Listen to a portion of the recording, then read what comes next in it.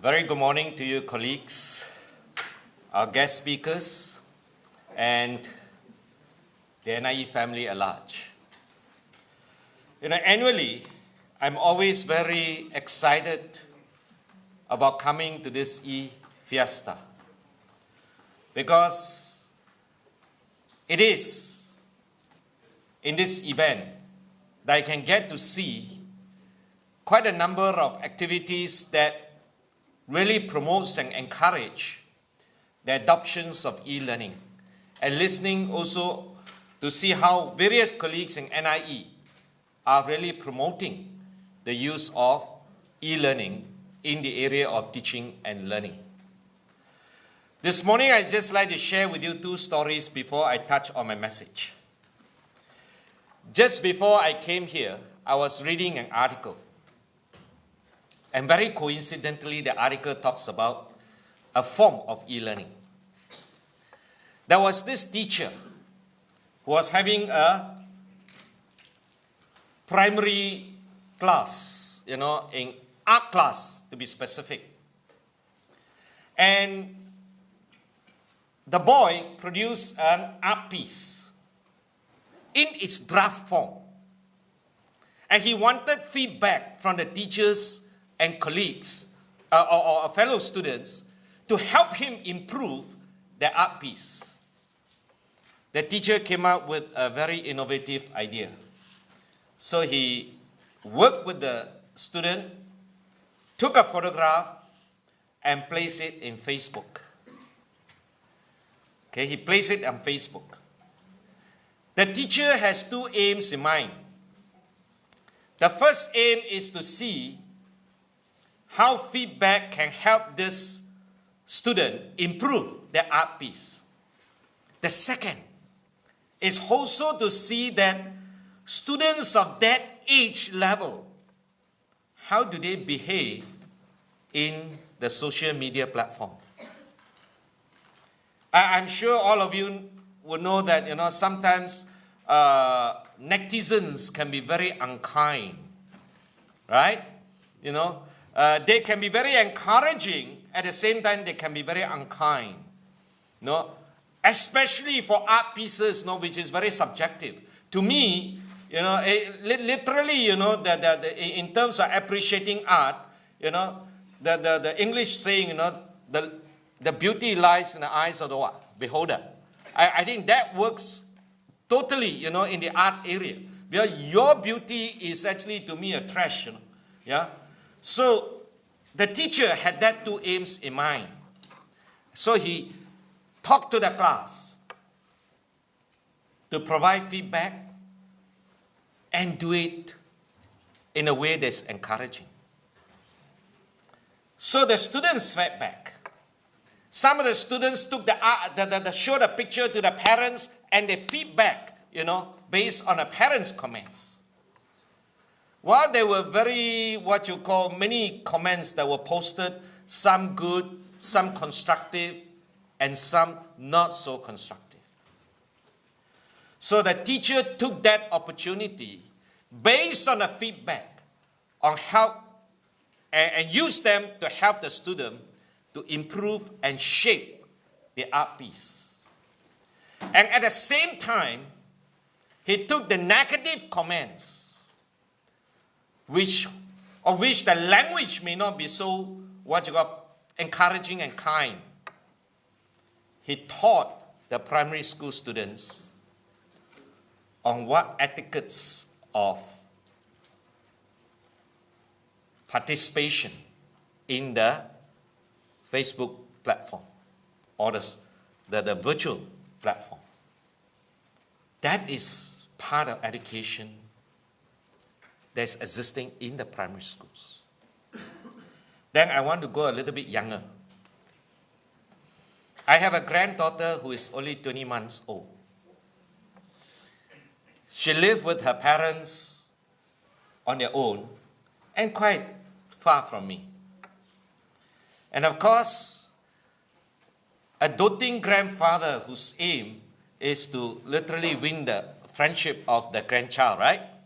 And I believe I did quite well because my granddaughter is quite attached to me. But there is this distance problem. Now I can't see her every day. And much to my surprise, one day, there was a ring on my handphone, and I pick it up. And who do you think was on the other end? FaceTime. My granddaughter. Because she has been asking for you know, and the mother, you know, thought about that. And after that incident, there were many moments of, you know, incomprehensible communication across the FaceTime, because she still cannot talk yet. Yeah?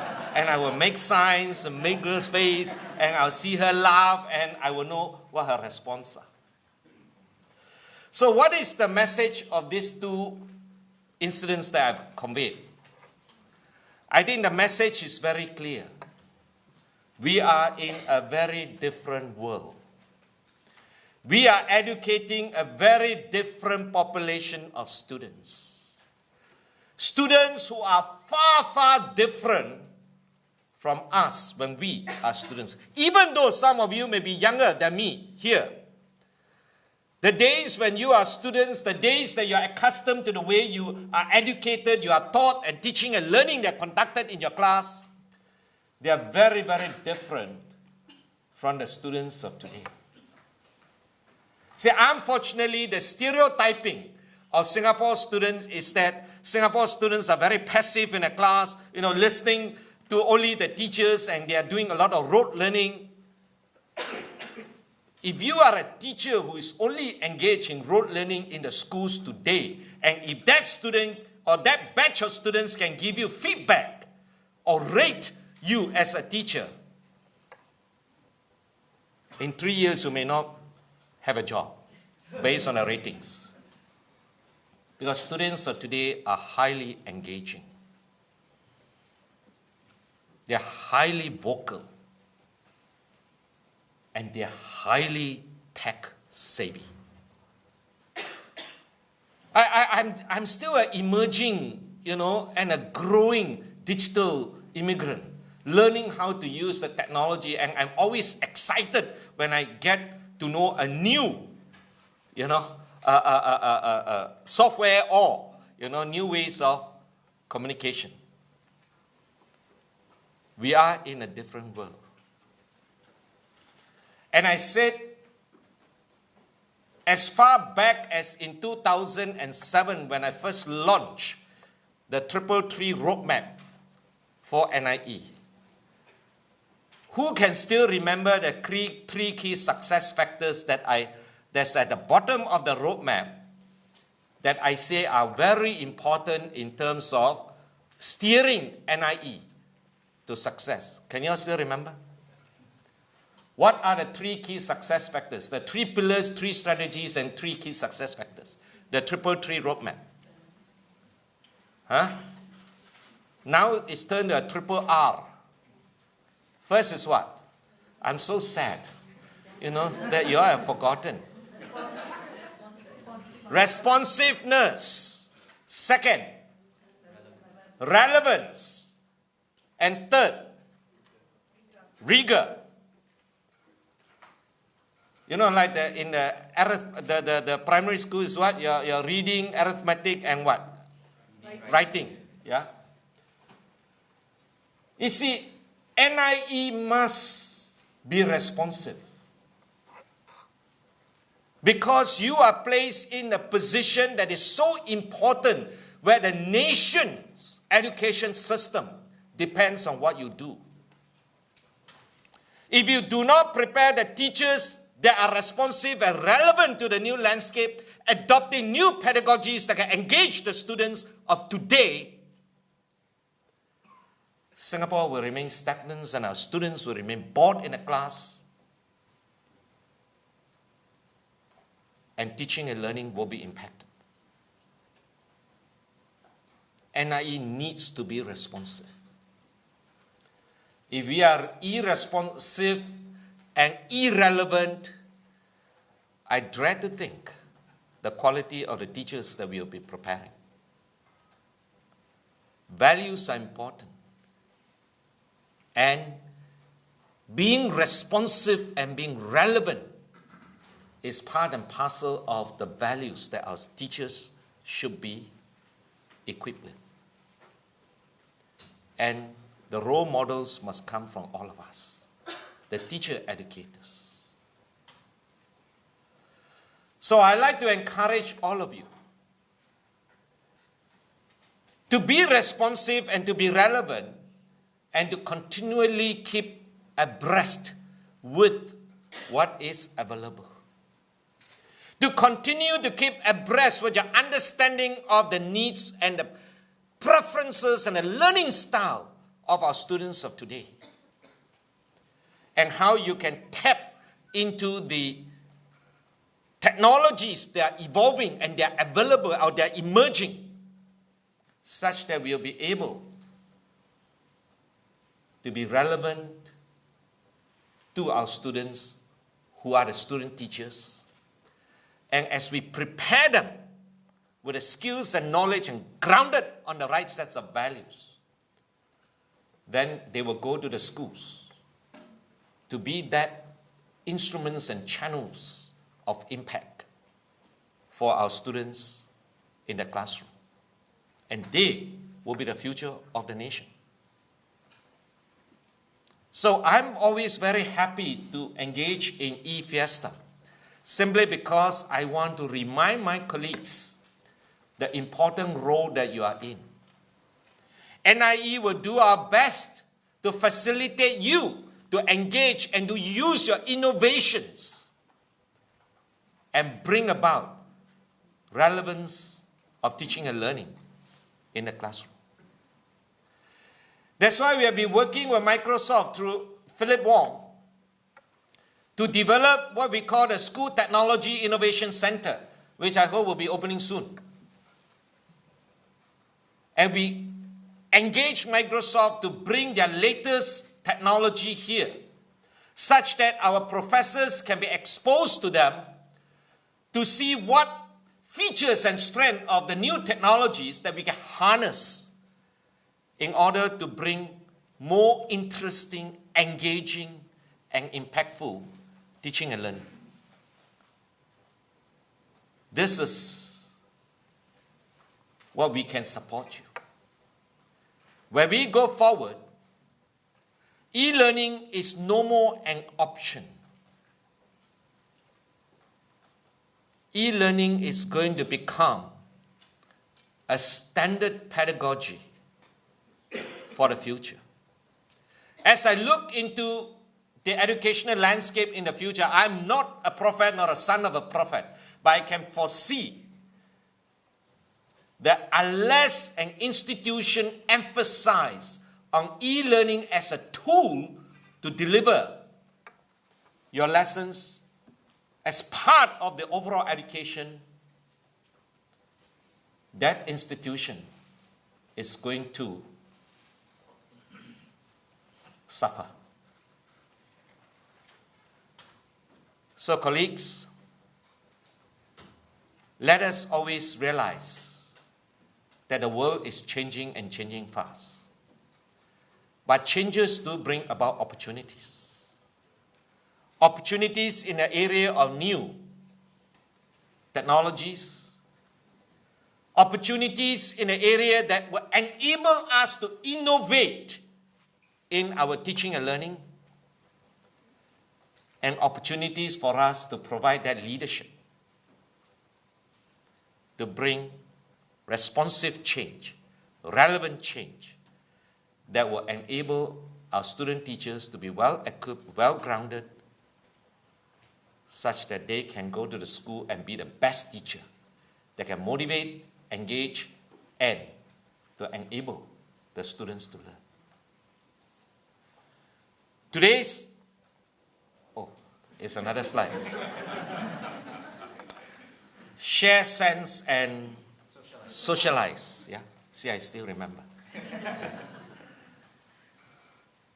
Because today, the social media has become so pervasive. You know, I remember the days when I wake up in the morning, one of the first thing that I would do to begin a new day is actually look for the newspaper. And then you will read the newspaper, right? To catch up with news. Old news. Already one day or many days old. Somehow I didn't realize that I have also evolved. Nowadays in the morning when I wake up, even though the newspaper has been delivered early, I will go to my iPad and look at the Facebook and see what are the latest postings. And one of the incentives is that my daughter-in-law do post the photographs of my granddaughter. So that's an incentive for a grandfather to see whether what new postings are there, right? Yeah, but apart from that, I'm also interested in some of the links that my Facebook friends post, on the Facebook. And it can be interesting and generate new ideas and new information. So the world has changed. The social media landscape has changed. And in this area, there are two very important components that educators have to tap on the opportunity and also educate to improve the etiquettes, the ethics. Yes, someone can be flame, and when you are flame, you can be quite, I don't know how the flame person will feel, but so putting myself in their shoes and looking at what it is posted, I can feel very discouraged. So as educators, while we tap on opportunities, teachers need to be grounded on solid set of values and etiquettes and ethics in terms of behavior on the social media must be educated, must be mitigated so that our students, teachers as well as their students, will be responsible netizens who can contribute in a positive ways rather than the negative ways. So there are many, many areas where social media education needs to be looked at, both from opportunities point of view as well as from the mitigation point of view. We have to be very careful, on how to use social media. And our students and their students must be taught. If we can impact this and raise generations of responsible netizens, I think we have done the right thing. So I wish you all the best today as you engage in this program. I know we will be listening to our guest speakers. We'll be listening to our colleagues who will share what they do with social media in terms of using them as a tool for education. Let us learn from one another and let us be that 21st century educator. Thank you very much.